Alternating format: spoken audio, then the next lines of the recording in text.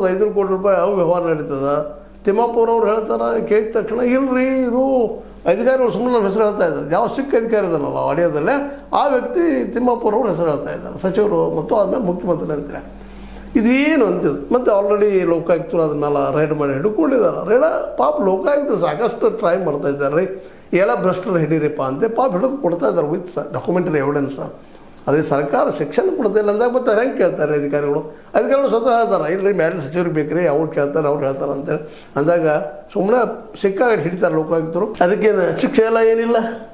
ಮತ್ತದು 3 ಗುಂಪು ಮಾಡುವಂಥದ್ದು ನಾವು ನೋಡ್ತಾ ಇದ್ದೀವಿ. ಮತ್ತು ಈಗಾಗಲೇ ನೆಲೆಯಲ್ಲೇ ನಾವು ಸಾಕಷ್ಟು ಸಲ ಸರ್ಕಾರಕ್ಕೆ ಕೇಳಿದ್ವಿ, ಇಲ್ಲರಿ ಇದ್ರ ಮೇಲೆ ಎಲ್ಲ ನೀವು ಶ್ವೇತಪತ್ರ ಯಾಕೆ ಹೊಡಿಸೋದಿಲ್ಲ, ಲೋಕಾಯುಕ್ತದಲ್ಲಿ ಸಿಕ್ಕಂಥ ಕೇಸ್ಗಳು ಪಾಪ ಅವ್ರು ತಂದಿರ್ತಾರೆ ಪ್ರಯತ್ನ ಮಾಡ, ಅದ್ರದ್ದು ಅಟ್ಲೀಸ್ಟ್ ಅವ್ರು ಶಿಕ್ಷೆ ಆಗಬೇಕು ಬೇಡವೋ ಅಂದಾಗ ಸ್ವಲ್ಪ ಭಯ ಹೊಡ್ತದೆ. ಸ್ವತಂತ್ರವಾದ ಮೀಡಿಯಾಗೆ ಬೇಕಾಗಿರುವುದು ಸ್ವತಂತ್ರ ಧ್ವನಿ. ಆ ಸ್ವತಂತ್ರ ಧ್ವನಿ ಉಳಿಸಲು ನೀವು ಮಾಡಬೇಕಾದದ್ದು ಇಷ್ಟೇ. ಅದೇನಪ್ಪಾ ಅಂತಂತಂದ್ರೆ ನಿಮ್ಮ ಕೈಲಾದಷ್ಟು ಸಹಾಯ ಈ ಚಾನಲ್ಗೆ ಮಾಡಿ ಹಾಗೂ ನಿಮ್ಮ ಧ್ವನಿಯನ್ನು ಕಾಪಾಡಿಕೊಳ್ಳಿ. ಈ ಒಂದು ಸಾರಾಯಿ ಮೇನ್ ಇದು ರಾಜ್ಯ ಸರ್ಕಾರದ ಏನಪ್ಪ, ಜನ ಹಾಳಾಗಿ ಹೋದ್ರೆ ಹೋಗ್ರಿ, ನಮಗೆ ಲೋಕ ಕಲ್ಯಾಣಕ್ಕೆ ದುಡ್ಡು ಬಂದು ಸಾಕಂತ ಲೋಕ ಕಲ್ಯಾಣದ ಹೆಸರು ಹೇಳೋದು.